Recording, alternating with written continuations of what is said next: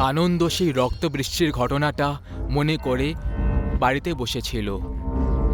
ওর পাশে ওর স্ত্রী রিয়াও বসেছিল। আজ 20 বছর হয়ে গেল সেই মারাত্মক ঘটনাটা, যেখানে আমি আমার বন্ধু যতীনকে হারিয়েছিলাম। কিন্তু আজকেও মন আর মস্তিষ্কে ওই রাত পরিষ্কারভাবে মনে আছে।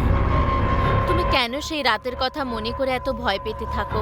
আরে বাদ দাও না, আজ আমরা কতদিন পর কোথাও ঘোরার জন্য বেরিয়েছি, আর তুমি এখানে মুড অফ করে বসে আছো।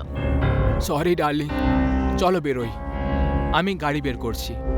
না, আজকে তুমি গাড়ি চালাবে না। আমি নতুন ড্রাইভার রেখেছি, যাতে আমরা পেছনে শান্তিতে বসতে পারি। কিন্তু তুমি ওকে কোথায় পেলে? কাল যখন আমি অফিসে ইন্টারভিউ নিচ্ছিলাম, তখনই ওখানে এসেছিল। এর মধ্যে জব করার যোগ্যতা ছিল না, কিন্তু চাকরির জন্য খুব হাতে পায়ে ধরছিল। সেজন্য ওর উপর দয়া করে আমি ওকে ড্রাইভার হিসেবে রেখেছি। কিন্তু ও কি আদেও গাড়ি ঠিক করে চালাতে জানে?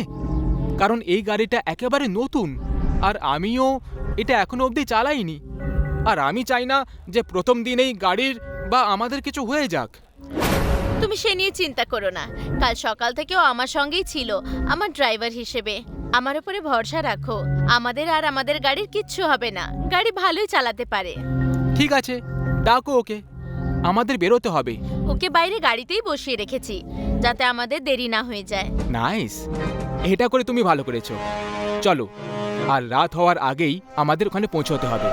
আনন্দ আর রিয়া গাড়িতে পেছনের সিটে বসে পড়লো, আর ড্রাইভার গাড়ি চালাতে লাগলো। 3-4 ঘন্টার সফর হয়ে গেছিল, আর পেছনে রিয়ার খুব ঘুম পাচ্ছিল। আমার খুব ঘুম পাচ্ছে, কিছুক্ষণের জন্য ঘুমিয়ে পড়ি। ঘুরতে আসার যে তুমি করেছিলে, আর তুমিই এখন ঘুমোতে চাইছো?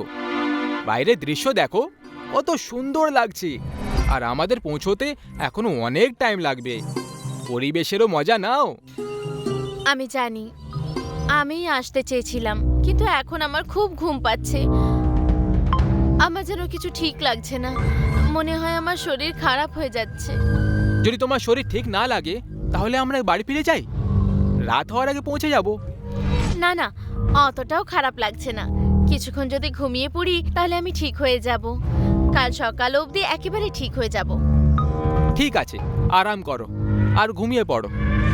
রিয়া আনন্দের ঘাড়ে মাথা রেখে ঘুমিয়ে পড়ল।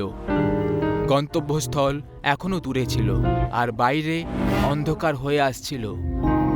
কিছুক্ষণ এগিয়ে যাওয়ার পর আনন্দেরও খুব জোরে ঘুম পেয়ে গেল। আরে শোনো, আমিও ঘুমিয়ে পড়ছি। যখন আমরা পৌঁছে যাব, তখন আমাকে ডেকে দিও। ঠিক আছে স্যার। আমি কিন্তু এই রাস্তাটা জানি। এখানে অনেক গর্ত রয়েছে, আর খুবই সরু রাস্তা এটা। সেই জন্য সাবধানে আর আস্তে করে চালাবে। ঠিক আছে স্যার। ড্রাইভারকে বোঝানোর পর কিছুক্ষণের মধ্যে আনন্দও ঘুমিয়ে পড়ল।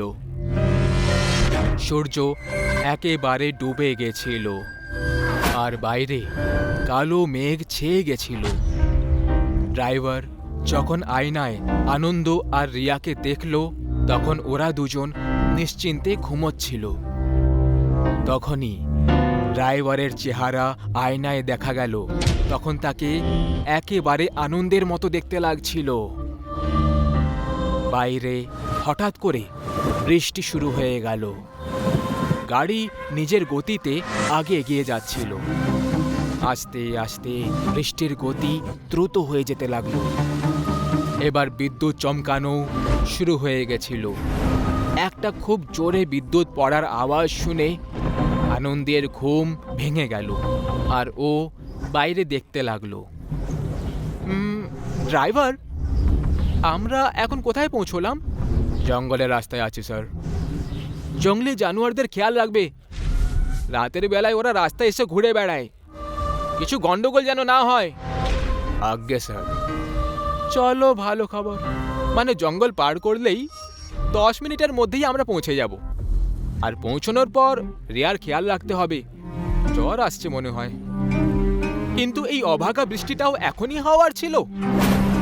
আরে শোনো, এই বৃষ্টি কখন শুরু হলো? 1 ঘন্টা আগে। ঠিক আছে, বর্ষাকাল চলছে না, তবু এত ফাটিয়ে বৃষ্টি হচ্ছে। তুমি সাবধানে চালাবে কিন্তু।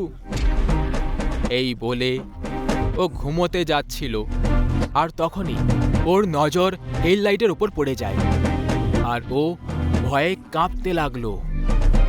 লাইটে ও সেই বৃষ্টির ফোঁটাগুলো লাল দেখতে পাচ্ছিল। আরে, এটা তো সেই রক্তবৃষ্টি যেটা আমি ছোটবেলায় দেখেছিলাম, কিন্তু এটা এখানে কিভাবে? গাড়ি থামাও! আরে, এটা কোথায় নিয়ে এসেছো তুমি? আনন্দ বাইরে উঁকি মেরে দেখলো, তখন ওর কিছু একটা আজব আর অচেনা বলে মনে হলো। এটা সেই জঙ্গল নয় যেখান থেকে আমাদের যাওয়ার কথা ছিল, এটা তো অন্য কোনো জঙ্গল। আমাদের এখানে আসার ছিল না। তাড়াতাড়ি গাড়ি ওইদিকে ঘোরাও, না হলে সবাই মারা পড়বো। আর তখন রিয়া ঘুমিয়ে ঘুমিয়ে বলতে লাগলো, আমরা নয়, শুধু তুমি মরবে। রিয়ার আওয়াজে একটা ভারী কি ছিল, যেটা একটা মেয়ের আওয়াজ লাগছিল না। আনন্দ রিয়ার মুখ থেকে এই সব শুনে অবাক হয়ে গেল।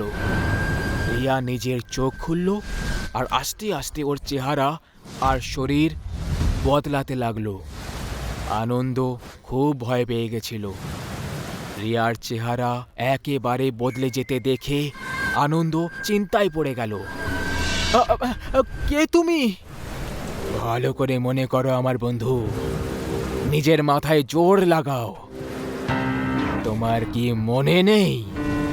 এই চেহারা কোথাও যেন দেখেছে মনে হচ্ছে, কিন্তু কোথায় দেখেছে সেটা মনে করতে পারছি না আমি।